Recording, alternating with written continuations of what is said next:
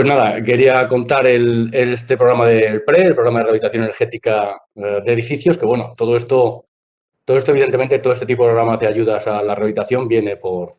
este motivo, por los cumplimientos de los objetivos que están planteados en el PNIEC. Este documento además ya es público, pasó por Bruselas y es un objetivo que se tiene marcado desde el punto de vista de ahorro y eficiencia energética y energías renovables. Este programa de ayudas, pues evidentemente tiene su origen en intentar cumplir con los objetivos del PNIEC, en donde al sector de edificios, que sería en este caso la suma de residencial y terciario, pues se le han marcado unos objetivos de un 21% de ahorro de energía final para contribuir a los objetivos marcados por el PNIEC. O sea, es un objetivo bastante ambicioso y es prácticamente proporcional a lo que supone su peso en el consumo de energía final de estos sectores. Bueno, en el PNIEC se marca este alcance de la rehabilitación de envolvente térmica que tiene que llegar a 1.200.000 viviendas en el periodo 2020-2031 y que, como podéis ver, se ha hecho un objetivo progresivo a lo largo del tiempo porque evidentemente estamos partiendo de una rehabilitación actual pues bastante baja, que es incluso inferior a estas 30.000 viviendas anuales, pues se ha marcado este objetivo, que este objetivo, además, en el ERESE enlaza y a partir del 2030 el ERESE te marca que se mantenga esta rehabilitación de 300.000 viviendas en el periodo 2030-2050 como un objetivo marcado en el ERESE a largo plazo. Bueno, pues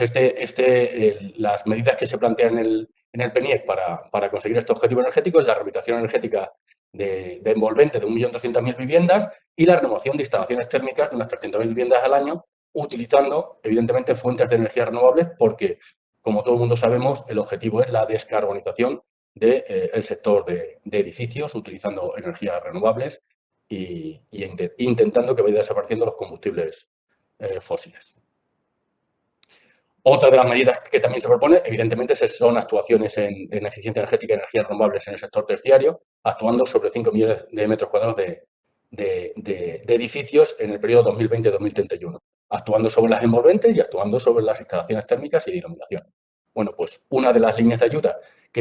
principal para poder fomentar esta descarbonización y cumplir con estos objetivos del PNIEC es este PRE.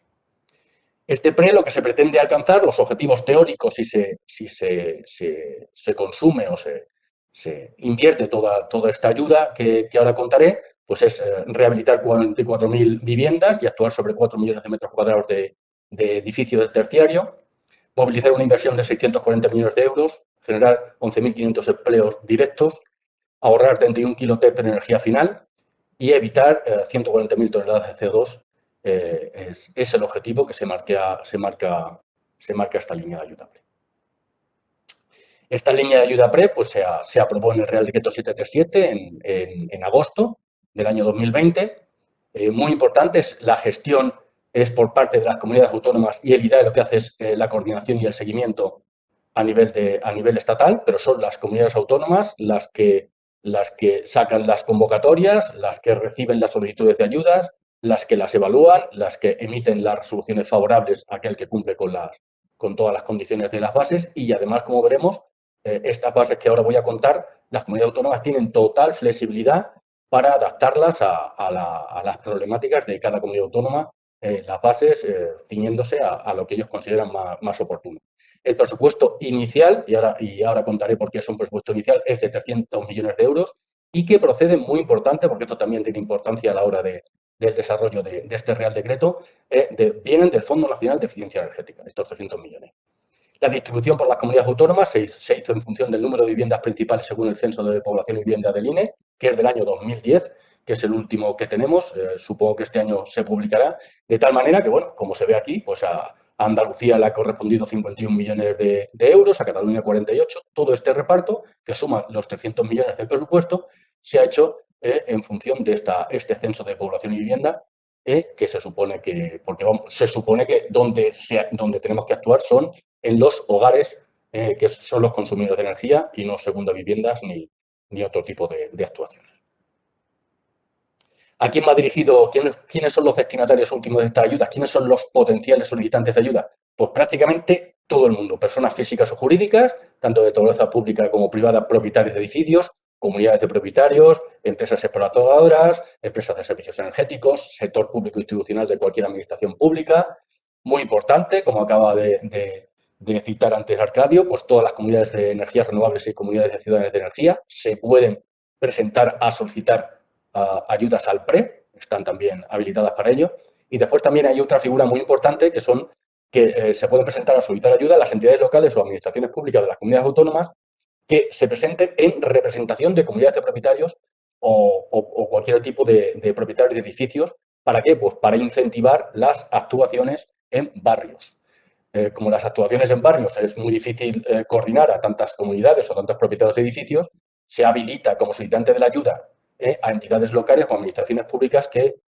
aúnen todos esos barrios y aúnen todos esos propietarios y realicen y propongan un proyecto de rehabilitación integral de barrios y se puedan solicitar ayuda a través del PRE. ¿Qué actuaciones son elegibles? Pues la opción A, que son actuaciones en edificios completos existentes en España con los siguientes usos: vivienda unifamiliar, residencial colectiva y cualquier otro uso regulado por la LOE. Es decir, prácticamente cualquier tipo de edificio se puede presentar a la solicitud de ayuda, actuaciones sobre edificios completos prácticamente de cualquier uso. Pero también una novedad del PRE, y esto fue a solicitud de algunas comunidades autónomas que decían que ellos pues, no veían viable el poder consumir todos los fondos que se le habían transferido solamente en actuaciones de edificios completos, se habilitó la opción B, que es que las comunidades autónomas podrán permitir en sus convocatorias considerar elegibles actuaciones sobre una o varias viviendas o locales del mismo edificio, dentro de un edificio. Y eso sí, tiene un límite que solamente pueden asignar el 50% del presupuesto transferido a las comunidades autónomas a esta opción. Es decir, se pueden presentar proyectos sobre actuaciones en edificios completos o se pueden presentar proyectos sobre actuaciones en viviendas o locales dentro de un edificio, que es lo que se denomina la opción B. Y después, pues no serán actuaciones subvencionables, también es muy importante, las realizadas en edificios de nueva construcción, las intervenciones en edificios existentes que supongan ampliación o incrementen el volumen construido, e intervenciones en edificios existentes que conlleven algún cambio de uso del edificio. Si leéis, es exactamente la misma terminología que se utiliza en el Código Técnico de la Edificación a la hora de aplicar el Código Técnico. Es decir, no serán subvencionables pues, aquellas actuaciones en edificios que estén obligados por Código Técnico. ¿Por qué? Porque si están obligados por Código Técnico, ya tienen que cumplir unas exigencias de eficiencia energética e incorporación de energías renovables mínimas por el hecho de tener que cumplir el Código Técnico. Por eso, ese tipo de actuaciones no son subvencionables. Además, el edificio tiene que estar construido con anterioridad al 2007 y eso se demuestra aportando la consulta descriptiva y gráfica del dato catastral del bien inmueble. Es decir, una de las fuentes de información es esa consulta descriptiva y gráfica del dato catastral. No solamente para demostrar ese año, sino también para demostrar el uso del edificio.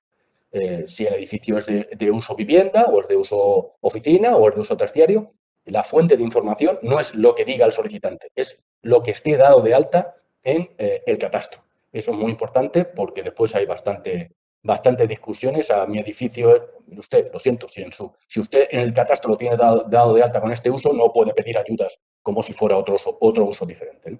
Esto también es muy importante, utilizar esta fuente de información, y en la solicitud de ayuda se pide que aporten esta consulta descriptiva, que por supuesto es gratuita y se hace a nivel informático, a nivel entrando dentro de la página del catastro. También muy importante, los plazos. Pues bueno, se publicó con fecha 6 de agosto en el BOE, eso ya es lo de menos, es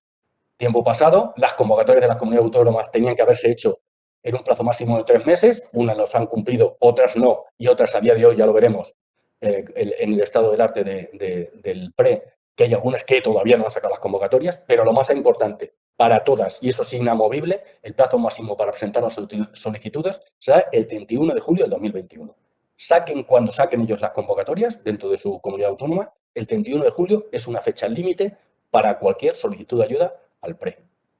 Después, el plazo máximo para resolver y notificar las resoluciones por parte de la comunidad autónoma son de 6 meses. El plazo máximo para ejecutar las obras son de 18 meses, prorrogables hasta 24 meses siempre y cuando lo justifiquen, esa prórroga, y después la justificación de las obras de ejecución tendrá un plazo máximo de 3 meses para justificar la ejecución, presentar facturas y toda la fase de justificación. Pero muy importante, el 31 de julio de 2021 será la fecha límite por ahora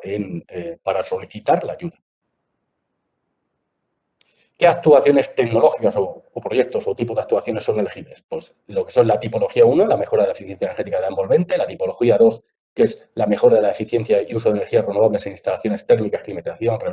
refrigeración, ventilación y agua caliente sanitaria, y la tipología 3, que es la mejora de la eficiencia energética en instalaciones de iluminación. Y muy importante, las exigencias energéticas para todas las tipologías en actuaciones en edificios tienen que demostrar la mejora de al menos una letra en emisiones de CO2 y además tienen que demostrar cuando el edificio sea de un uso que no sea, evidentemente, no pueda calificarse energéticamente porque no forme parte de las herramientas de certificación energética de edificio, tendrá como equivalencia al salto de una letra, deberá demostrar que el consumo de energía final es un 20% inferior con respecto al consumo inicial y además otra de las condiciones es que no serán elegibles aquellas actuaciones que no consiguen justificar una reducción de consumo de energía final de un 10% con respecto a la situación de partida. Es decir, cualquier solicitud de ayuda tiene que, la tecnología que presente, el proyecto que presente, tiene que demostrar esas dos condiciones. O el salto de letra más el ahorro de un 10% de energía final, o si no es certificable el edificio, el ahorro de ese 20% de energía final, aportando un informe justificativo. Evidentemente, si ahorra un 20%, el 10% ya va de por sí que también lo consigue. Bueno, esto es una novedad con respecto a otras líneas de ayuda. ¿Y por qué se ha metido esto? Bueno, se ha metido, por eso decía que era muy importante que como el origen del presupuesto es Fondo Nacional de Eficiencia Energética, debemos exigir un mínimo de ahorro de energía final. Y esto se debe demostrar a través de este ahorro de un 10% mínimo. Además, ese 10% de ahorro lo tiene que demostrar cada tipología de actuación. Es decir, tú puedes presentar un proyecto en donde se mejore el envolvente del edificio y además se haga algún cambio de la iluminación o alguna mejora en las instalaciones térmicas, pues esa actuación sobre el edificio tiene que cumplir el salto de letra y además cada una de las actuaciones, la mejora del envolvente, tienes que demostrar que ahorra un 10% de energía final con respecto a la situación inicial y la otra tipología también tiene que demostrarlo. Es decir, el global de la actuación tiene que dar un salto de letra, pero cada una de las tipologías de actuación, si incluyes varias actuaciones, cada una de ellas tiene que demostrar que ahorra como mínimo un 10% de energía solar. Eso es una novedad que además está dando muchísimos problemas, porque claro, como ahora veremos, hay muchísimas tipologías, muchísimas combinaciones de tipos de proyectos y además todo el tema de permitir actuaciones globales sobre edificios y actuaciones sobre locales, que es la opción B, todo esto ha complicado muchísimo la interpretación de las bases y la verdad es que hay comunidades autónomas que están preguntando mucho cómo se demuestra esto, de qué manera, si hay información que aparece,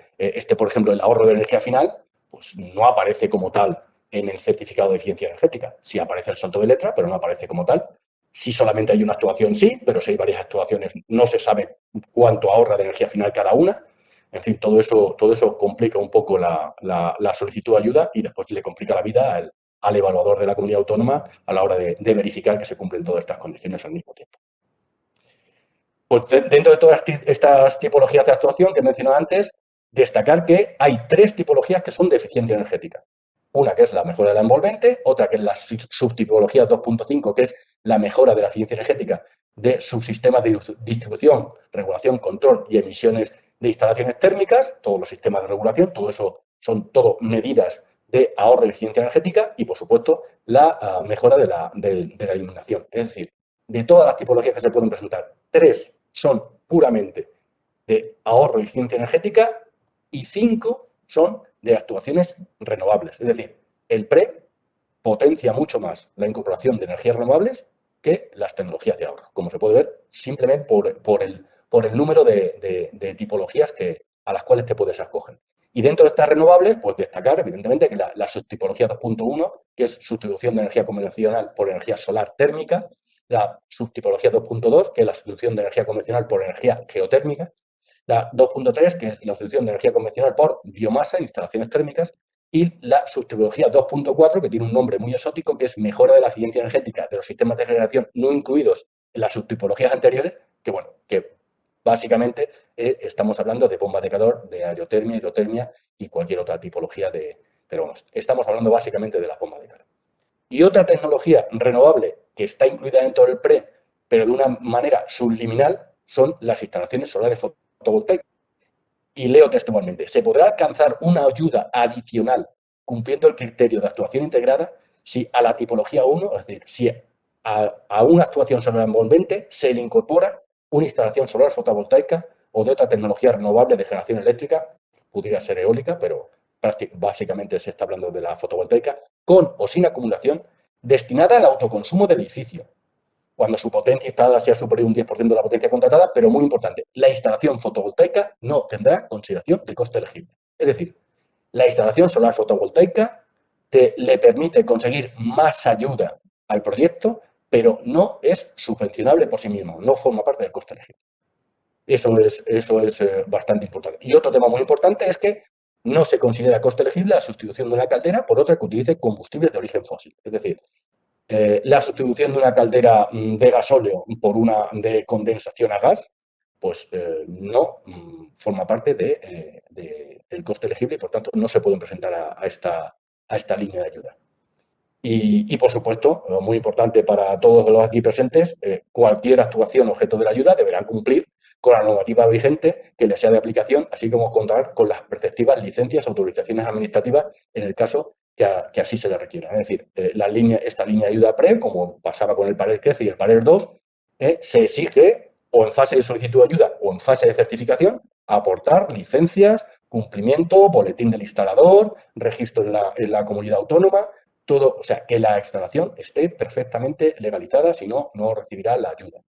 Una parte, evidentemente, será documentación a la entrega de solicitud de ayuda, pero otra, evidentemente, será cuando ya se haya ejecutado la instalación y se pueda aportar toda esa información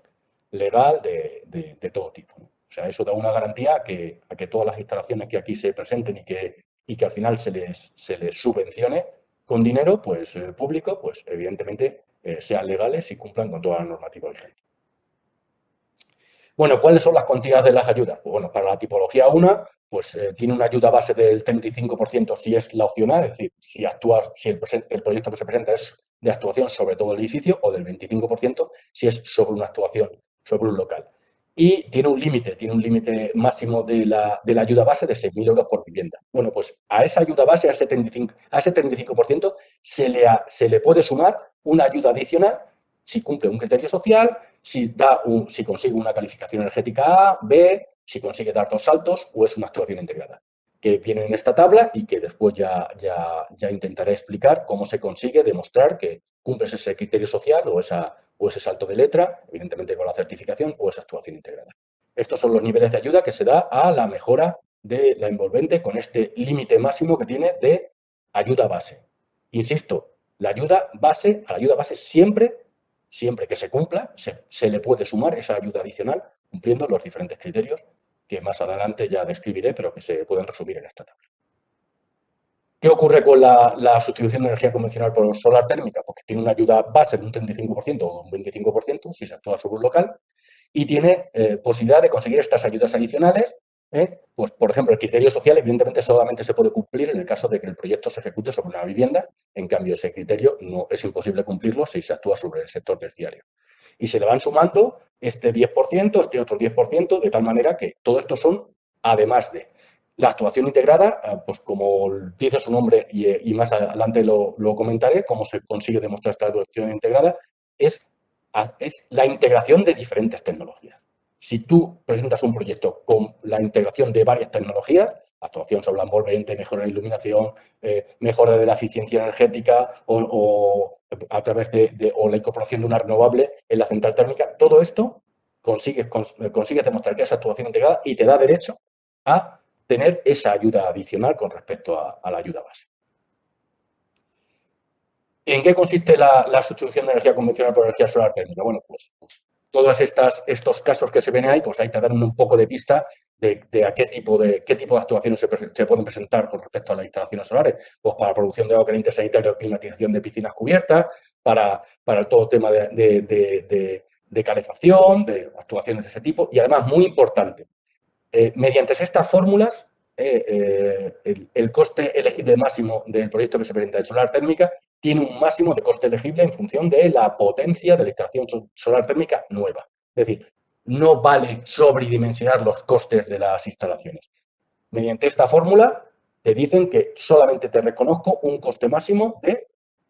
tantos euros en función de esa potencia de instalación solar térmica nueva que vayas a instalar. Esto aparece en el anexo 4 de las bases y esto es para este tipo de instalaciones solar térmica y será diferente para las otras instalaciones. La subtipología 2.2, que es la sustitución de energía convencional por geotermia, que tiene un límite que deberán ser superiores a 12 kilovatios a las instalaciones que se presenten. Esto ya empieza a ser un problema, ya nos han dicho que ese límite coarta un tipo de instalaciones geotérmicas de menor potencia que están apareciendo en el mercado, en actuaciones sobre locales o sobre viviendas unifamiliares de tamaño inferior. Y bueno, pues la verdad es que no podemos evitarlo, que ahora mismo esa condición existe y no se pueden subvencionar instalaciones con menor tamaño de esos 12 kilovatios. Tiene una ayuda base del 35%, una ayuda también base del 25% según local y una ayuda adicional según esta tabla que se puede ir consiguiendo a añadir a ese 75%. Y además aquí abajo lo he tenido que poner, hay una ayuda adicional por eficiencia energética si a la instalación geotérmica se le incorpora una fotovoltaica, una ayuda adicional del 5%. Es decir, que la fotovoltaica siempre se intenta promover su uso, aunque no se subvenciona directamente, pero su uso se potencia dando más ayuda a las tecnologías con las que va incorporada, va añadida a la fotovoltaica. Pues estas instalaciones de geotermia también tienen un coste elegible máximo, que va en función de la potencia térmica del generador, y aquí podemos ver que se admiten instalaciones de geotermia para la producción de agua caliente sanitaria, calefacción, refrigeración, para todo el tema de refrigeración de distrito, en fin, todo este tipo de instalaciones de uso de la geotermia en edificios, pues se permite y además tiene un coste máximo en función de esa potencia del generador, de la geotermia, de la bomba de calor, y que va limitado por estas fórmulas y estas potencias. ¿Qué ocurre con la sustitución de energía convencional por biomasa en instalaciones? Pues lo mismo, tiene una ayuda de un 35%, ayuda base,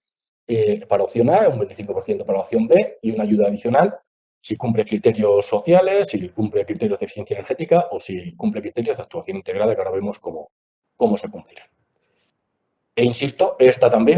sustitución de energía convencional por biomasa también tiene un coste elegible máximo que viene dado por estas fórmulas que vienen aquí y esto además te da un poco también una pista de qué tipo de instalaciones se pueden presentar a la hora de utilizar la sustitución de energía convencional por biomasa. Las redes de distrito, también por ejemplo, una de las preguntas que nos han hecho ya algunas comunidades autónomas es si está permitido o como coste elegible o es subvencionable la conexión de un edificio a una red de calefacción con biomasa ya existente. Y eso es posible siempre y cuando cumpla ese coste elegible, que sería el del intercambiador, el de toda la conexión que se tenga que hacer a ese edificio, siempre y cuando se demuestre con el certificado de eficiencia energética que el edificio antes, con la caldera convencional, tenía una calificación X y con la conexión a la red de calefacción con biomasa da un salto de letra mínimo. Si cumplen esas condiciones, pues sería coste elegible y, por supuesto, que una conexión a una red existente ya de biomasa, de calor de biomasa, de un nuevo edificio, pues sería elegible y sería subvencionable. Bueno, ¿y qué pasa con las tipologías 2.2, que es la que digo yo que están ahí incluidos todo el tema de bombas de calor? Pues prácticamente también tiene ese nivel de ayuda y también se puede adicionar a esa ayuda base una ayuda adicional por todos estos criterios. Y aquí es lo que quería también destacar un poco, por eso estoy poniendo estas transparencias, qué consisten qué actuaciones energéticas son subvencionables bajo esta subtipología 2.4 con este título tan sui generis. Pues son soluciones de aerotermia y hidrotermia de alta eficiencia energética que impliquen la sustitución de equipos de generación térmica existentes y que permitan mejorar la eficiencia energética de las instalaciones térmicas de calefacción, dentro de los cuales estaría la bomba de calor. Y muy importante, porque ya nos lo han preguntado algunas comunidades autónomas, que se entendía por esa sustitución de equipos. Bueno, pues esa sustitución de equipos de generación térmica existentes puede ser total o parcial. ¿Y por qué puede ser total o parcial? Nos permite esa interpretación y entendemos que eso es favorable para el sector porque en muchos casos la incorporación de las bombas de calor dentro de una instalación térmica de un edificio existente pues no debe implicar el desmontaje de todas las calderas, sino que puede ser perfectamente una instalación paralela y dejar alguna caldera de apoyo a la bomba de calor para que el sistema funcione en puntas o en picos o en algún momento clave. Bueno, pues se permite que se deje una caldera o se deje parte de la potencia existente actual de calderas y se ponga en paralelo. No se sustituya toda la potencia actual de las calderas por todo bomba de calor, sino que se deje alguna en paralelo. También están incluidos dentro de esta subtipología sistemas de ventilación natural y forzada, sistema de enfriamiento gratuito por el exterior, sistemas de recuperación de calor, sistemas que utilizan técnicas evaporativas, en fin, todo esto. Lo que no, evidentemente, lo que no se considera coste elegible, la sustitución de la caldera, como ya he dicho antes, por otra que utilice combustible fósil. Esta es una subtipología en donde tienen cabida todo este tipo de actuaciones y donde entendemos que la estrella que encaja dentro de esta subtipología es la utilización de la bomba de calor por sustitución de calderas actuales con combustibles fósiles. Esta subtipología pues, tiene también una ayuda base del 35%, en fin, y además tiene una ayuda adicional a sumar ese 35, a ese 35 o ese 25%, de un 10, en fin, todo este tipo de ayuda adicional que ahora veremos cómo se demuestra. Y después tenemos una subtipología que es la 2.5, también muy interesante para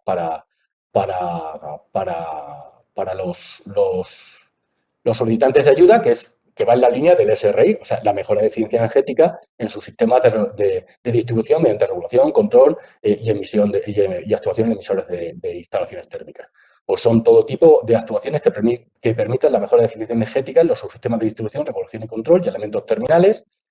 Quiero recalcar que tienen que demostrar ese ahorro del 10%, no vale decir incorporar un sistema de regulación y control y esto es bueno, de porque sí. Si es bueno, pues tendrás que demostrarlo haciendo un comparativo o a través de la certificación energética del edificio de cómo aporta esa mejora en eficiencia energética y ese ahorro de energía estos sistemas de regulación y control. También son subvencionables todo el tema de control remoto, control automático y todo el tema de sistemas domóticos en viviendas también forma parte de este caso de uno, de este tipo de mejora de eficiencia energética en los subsistemas. Otro tipo de actuaciones son sistemas de gestión electrónica del suministro de agua caliente, sanitaria, grifos con sistemas de control y gestión de agua caliente, por supuesto válvulas termostáticas, tanto mecánicas como electrónicas, en los emisores finales de calefacción. Y también he metido aquí una nota, porque esta ha sido otra de las preguntas que nos han hecho las comunidades autónomas, es que, bueno, y lo que está ahora tan de moda, que además ya existe un Real Decreto que obliga a su utilización, los repartidores de costes, no aparece la palabra repartidor de costes por ningún sitio. Pues sí, los repartidores de costes son subvencionables si el solicitante de la ayuda es un particular, es una comunidad propietaria, una administración pública, y no lo serán para empresas, no es subvencionable para empresas, si están obligadas a exterrarlas según el procedimiento establecido por el Real Decreto 736/2020. Es decir, FEDER no nos permite subvencionar o dar ayuda a obligaciones de la legislación si lo tienen que cumplir empresas. Por eso, si el solicitante de la ayuda es una empresa, como titular del edificio, un hotel o, bueno, sí, un hotel también tiene que colocar repartidores de costes en ciertos sitios o hacer mediciones de consumos, ahí no será subvencionable. Pero si está obligada, pero si demuestra, siguiendo el procedimiento que establecido en ese Real Decreto, que no está obligada, pues entonces sí es subvencionable. Pero en todo caso, para la casuística más habitual de los repartidores de costes, que es para el caso de comunidades de propietarios, pues sí es subvencionable en todo caso este tipo de actuaciones que ahora mismo empiezan a ser obligatorias o no, o a través de este Real Decreto 736. ¿Qué más actuaciones hay dentro de esta topología 2.5? Pues sistemas de monitorización de consumos de energía en tiempo real, diferidos, en fin, almacenamiento de datos, todo lo que es software, todo ese tipo de sistemas, pues también son elegibles y por tanto pueden solicitar ayuda que actúen sobre iluminación, sobre climatización, sobre la corriente sanitaria, toda esta domótica, todos estos sistemas de medición de consumos, todo esto también tienen cabida y por tanto son subvencionables dentro de estas subtipologías. Y después las actuaciones de iluminación también tienen una ayuda base inferior de ese 15%, eso se ayuda con bastante menos dinero que a otro tipo de actuaciones. Las actuaciones de mejora eficiencia en iluminación, que aquí están descritas más o menos, actuaciones, cambio de luminaria, sistema de regulación y control, muy importante, actuaciones de iluminación interior en zonas comunes de edificios de comunidades de propietarios, también tienen cabida, se pueden presentar ese tipo de actuaciones y, por supuesto, en el caso de iluminación, pues tendrá que cumplir con las exigencias establecidas en el H3 del Código Técnico de la Edificación, tanto en niveles de iluminación como en sistemas de regulación, como en el índice de eficiencia energética alcanzable. Todo esto, por supuesto, tienen que cumplir la legislación vigente, que en este caso son los documentos básicos HE del Código Técnico de Edificación. Bueno, ¿y qué tipo de subvención se le da? Pues la subvención a fondo perdido, o sea, la famosa subvención de toda la vida, y que esta subvención está formada por una ayuda base, como he dicho antes, y una ayuda adicional. La ayuda base será diferente si presentas un proyecto mediante la opción A todo el edificio o solamente presentas un proyecto de actuación sobre un local, que es la opción B. Y además a esa ayuda base se le sumará esta ayuda adicional siempre y cuando cumpla los siguientes criterios.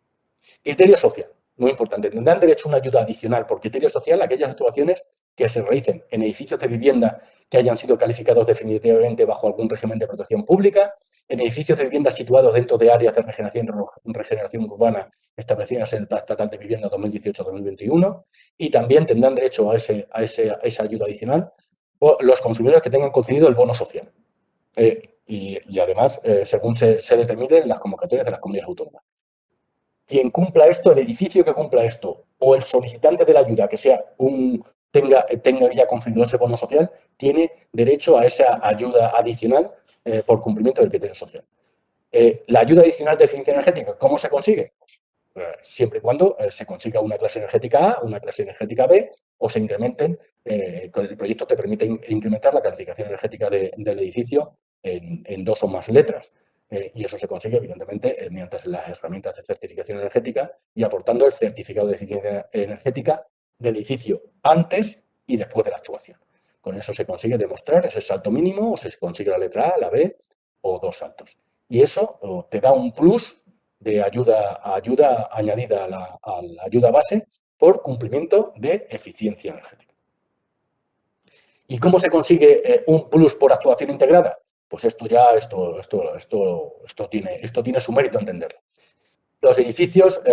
para edificios de uso vivienda que realicen simultáneamente la combinación de actuación sobre la envolvente, sí o sí, que suponga una disminución de la demanda de un 30%, y además la actuación de la subtipología 2 a la 4, siempre y cuando se sustituya el 60% de la generación térmica existente. Si el proyecto se presenta sobre un edificio que no sea de uso vivienda, de uso terciario, se conseguirá demostrar que es una actuación integrada si se actúa sobre la envolvente, disminuyendo la demanda en un 30%, y además presenta una subtipología de actuación, la 2.4 a la 2.2 a la 2.4, siempre y cuando se sustituya el 60% de la potencia de generación existente, o presente un proyecto de iluminación de tipología 3. Es decir, se consigue la actuación integrada siempre y cuando se actúe sobre la envolvente más cualquier otra tecnología. Eso es lo importante para conseguir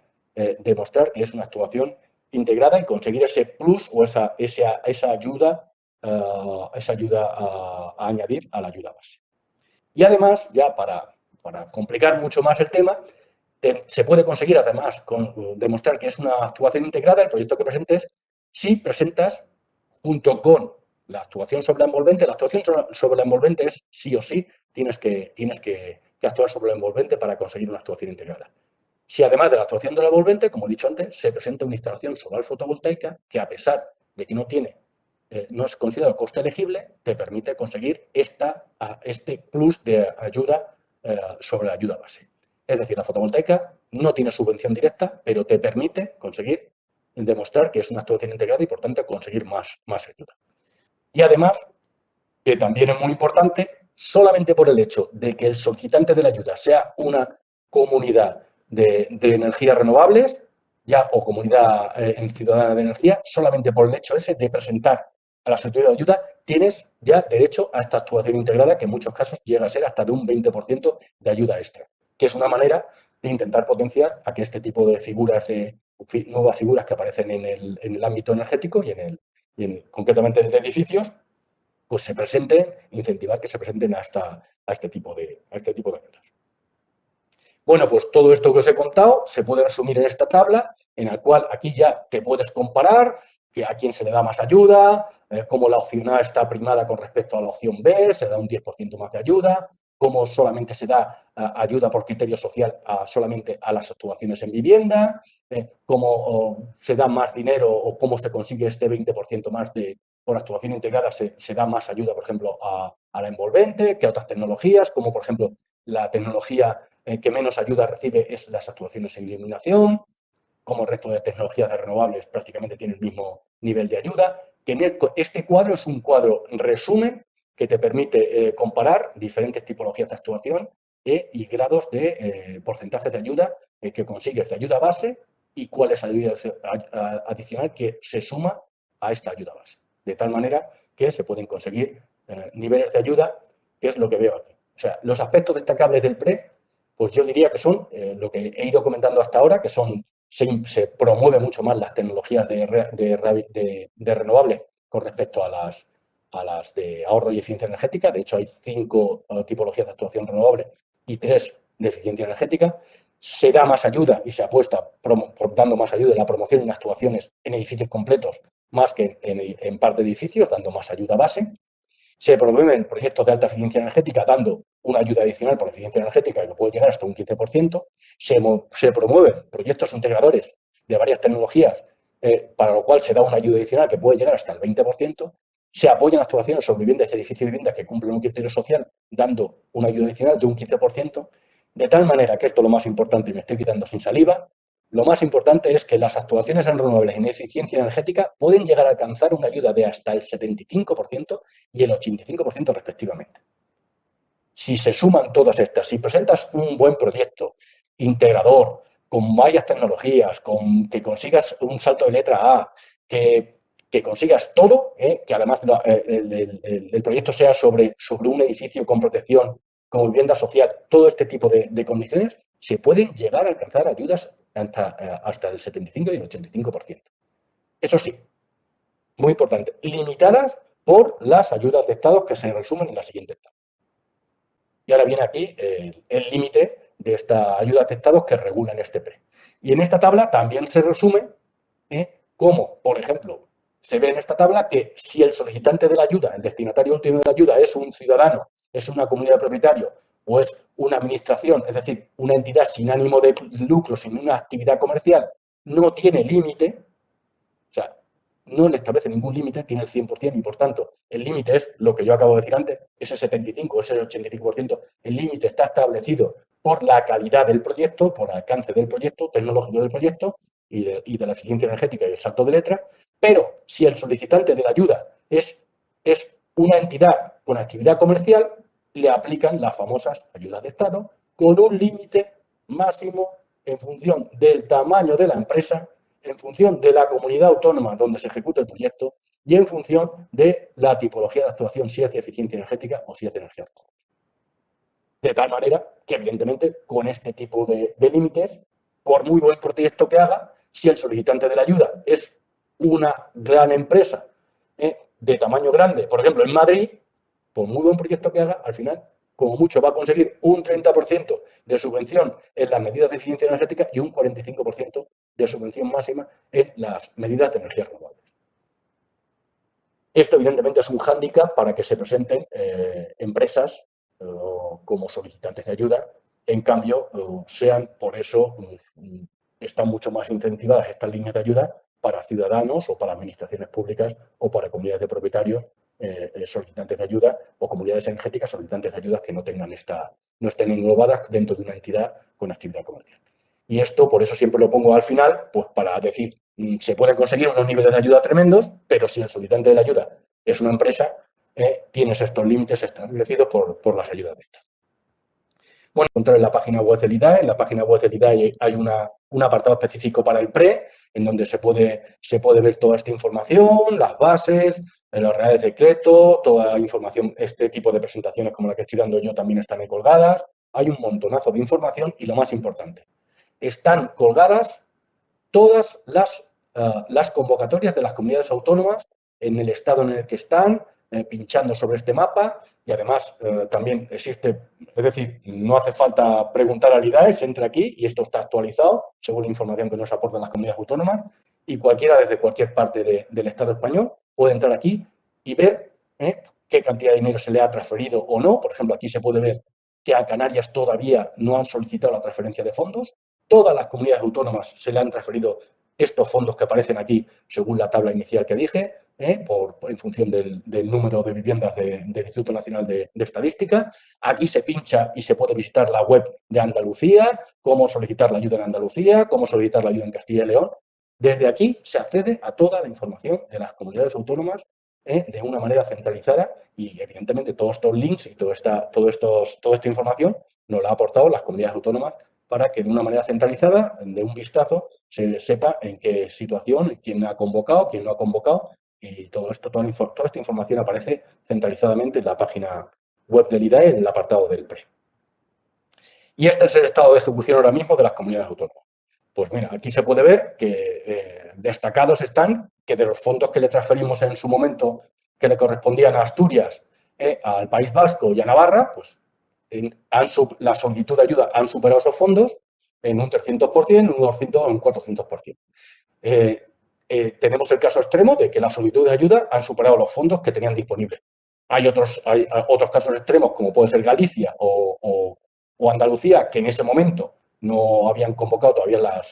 no habían hecho público la convocatoria de ayuda, ya la han convocado, pero en ese momento, cuando se hizo esta información, no. E incluso comunidades autónomas, como puede ser Extremadura, como puede ser Murcia, o como puede ser Canarias, que no han convocado absolutamente nada. O sea, no tenemos ninguna información de que la hayan convocado. Y otros son convocatorias recientes. Y después tenemos un grado, pues en Cataluña de los fondos solamente tienen comprometido un 16%, en Castilla y León un 70%. Esta es la información que a día de hoy tenemos de las comunidades autónomas, y por la que vemos que hay comunidades autónomas que han superado los fondos que se le había transferido, evidentemente porque habían sido pocos para el potencial que tienen de proyectos, y otros pues que todavía no han arrancado o están en fase de evolución. De tal manera que, como estas tres comunidades autónomas han superado los fondos y las bases del Real Decreto, las bases de la convocatoria de ayuda lo permiten, han solicitado por carta que les aumentemos el presupuesto, y esto ya está aprobado y ya están transferidos estos fondos. Asturias, que partía de un presupuesto inicial de 7,6, pues se ha solicitado 40 millones y se le ha concedido. De tal manera que todos los proyectos que ahora mismo tenía en cola, en cartera o estaban en lista de espera, pues se les va a desatascar porque cuentan con muchos más fondos de los que disponían en principio. Exactamente igual pasa con Navarra, han solicitado 7,7 y se les ha concedido, y en el País Vasco, pues prácticamente se le ha duplicado el presupuesto inicial, que era de 14,7, han solicitado 14,5 y se le han aprobado ya y se le han transferido estos fondos. De tal manera que del presupuesto inicial de 300 millones, pues ya se ha incrementado en 62 millones de euros. Este dinero además ha salido del Fondo Nacional de Eficiencia Energética, y las comunidades autónomas que han demostrado o que tienen solicitud de ayudas por encima de los presupuestos iniciales, pues, y lo solicitan oficialmente, pues se les habilita, porque por ahora tenemos fondos para ir aportando dinero a estas comunidades autónomas. Y bueno, y esto era la parte también que es más novedosa, que es que el IDAE ha colaborado en la publicación con el Consejo Superior de Colegios de Arquitectos de España, una guía de procedimiento técnico y administrativo del PRE, cuyo título es bastante sui generis, pero que la realidad que ahora mismo solamente está disponible en modo lectura. El documento reside en el Consejo Superior de Colegios de Arquitectos de España. El IDAE lo único que tiene es un link, y por tanto la información que aporta el IDAE es la misma que pone a disposición de todos los ciudadanos el Consejo Superior de Colegios de Arquitectos de España, y que es una guía que se ha elaborado pues con el propósito de ayudar a los arquitectos, de incentivar a los arquitectos que se presenten a estas líneas de ayuda en todo el territorio, y pues asesorándoles en diferentes aspectos, Y realmente el documento Ford tiene dos partes. Una que es estrategia de ahorro energético, es decir, cómo conseguir ahorrar energía, introducir las energías renovables, una parte que escribió el Consejo Superior del Colegio de Arquitectos, una parte técnica, pues un poco para concienciar a los arquitectos de las bondades y cómo conseguir estos saltos de letra y qué tecnologías hay disponibles en el mercado, en fin, lo que es un barrido más o menos qué es lo que pueden incorporar a sus proyectos. Y otra parte que escribió el IDA, que es, utilizando la experiencia que tiene el IDA en la evaluación de proyectos, pues analizar qué defectos normalmente encontramos en la presentación de documentación a la hora de la solicitud de ayudas que, con la experiencia basada en el PANER 2. Y entonces, pues hay un desglose que es lo que un poco ha dado lugar a que este documento tenga muchas peticiones, pero realmente de lo que se habla ahí dentro es exactamente de esto. Es decir, se hace un desglose de qué documentación se tiene que aportar en la solicitud de ayudas del PRE, según nuestras fases, otra cosa es las comunidades autónomas que lo modifiquen, y según nuestra experiencia, cuáles son los defectos que normalmente aparecen y que hacen que el proyecto no cumpla las fases inicialmente y se le pida subsanaciones, y esto un poco pues defonde a los solicitantes de ayuda y a los evaluadores que le piden documentación. Ahí en ese documento se puede leer, por ejemplo, el certificado de eficiencia energética actual tiene que estar firmado por técnico competente, tiene que estar registrado en la comunidad autónoma, todas las características que aparecen en el certificado tienen que ser coherentes y tienen que demostrarse aquellas que no formen parte de la base de datos de la herramienta de certificación. Todas aquellas características que no son de la base de datos tienen que estar demostradas por el certificador, y si no es así, se les pedirá en su sanación. Tienen que decir con qué versión tienen que ser coherentes las versiones del certificado de eficiencia energética antes y el certificado de eficiencia energética después. Tiene que estar ejecutado por la misma versión del programa de certificación, no vale hecha uno con una versión de otra con otro porque no son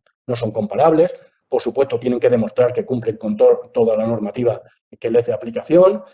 Tienen que ser coherentes las superficies que aparecen en el certificado con las superficies que aparecen en las otras partes del proyecto. Hay una parte muy importante, el mayor problema que hay a la hora de solicitar ayudas, y es un defecto que hace que prácticamente lamentablemente el 99% de las solicitudes den lugar a subsanación. O sea, solamente un 1% presentan bien la solicitud de ayuda en origen, lamentablemente. Esto da lugar a muchísimo trabajo para la administración y para los solicitantes de ayuda. Es la incoherencia entre tres documentos, muy importante. El proyecto, la oferta económica desglosada y el certificado. Cada documento dice una cosa diferente. El certificado pone actuaciones que no aparecen en la oferta aparecen actuaciones que no aparecen en el certificado, el proyecto da características técnicas de rendimientos de equipos y cosas que después no se utilizan en el certificado. Se llaman lo que son las famosas incoherencias documentales. Todo tiene que ser coherente para que el evaluador del proyecto, de la administración, lo entienda y vea que se va a ejecutar un proyecto y que exactamente ese proyecto es el que está ofertado y tiene unos costes perfectamente definidos, y que ese proyecto es el que está simulado en la certificación energética y, por tanto, demuestra ese salto de letra, ese ahorro, y todo sea coherente. No vale que cada documento diga una cosa diferente, y eso es muy típico porque son documentos que se hacen en momentos diferentes en el tiempo. Alguien hace un proyecto, después alguien desarrolla una oferta independientemente del proyecto, y después alguien le hace un certificado de eficiencia energética con el objetivo de dar un salto y presentarse a la solicitud de ayuda. Bueno, pues, y cada uno lo ha hecho una persona diferente, un técnico diferente, en momentos diferentes del tiempo. Eso da lugar a un montón de errores, a un montón de comprobaciones y un montón de incoherencias y a un montón de problemas. Yo siempre digo lo mismo. Para conseguir que te den una ayuda, lo que hay que hacer es cumplir las bases. En las bases viene perfectamente especificado todo esto, que el certificado tiene que estar registrado, que tiene que estar firmado por técnico competente, que la fecha del certificado tiene que ser posterior a la solicitud de ayuda. Es muy importante, las fechas son muy importantes porque FEDER te exige un carácter incentivador. El carácter incentivador es que tú has solicitado, has movido los papeles y has hecho una serie de pasos con fecha posterior a la convocatoria en BOE. Ese se llama el carácter incentivador. Según FEDER, tú lees el BOE y empiezas a moverte. Es increíble, pero es así. Entonces, la documentación, salvo el proyecto, salvo alguna documentación de partida que puede ser previa a esa fecha del BOE, el resto tiene que ser posterior al BOE y hay muchos documentos que no son de fecha posterior al BOE y te los devuelve la administración diciendo, lo siento mucho, pero tú con esta fecha no cumples el carácter incentivador de la ayuda. Bueno, pues eso es prácticamente lo que se cuenta en este documento, los errores más habituales, cómo subsanarlos, cómo incidir en ello, basándonos en que uno de los gestores y solicitantes de ayuda en nombre del propietario del edificio son los arquitectos y es una manera de asesorar a ellos, y a vosotros en vuestro caso sería prácticamente igual, a través de este tipo de documentación basado en la experiencia de los evaluadores de IDAE los últimos 7 años que llevamos evaluando para el CRECE y para el 2 cuáles son los errores más habituales. Y después también en el documento pues, aparece una serie de fichas de ejemplos de proyectos que se han presentado a las líneas de ayuda, con todas las características técnicas, el alcance del proyecto, el salto de letra y toda una serie de diferentes casos, tipos de éxito que se han presentado a la línea de ayuda y que han conseguido subvención. Y con esto he acabado mi presentación.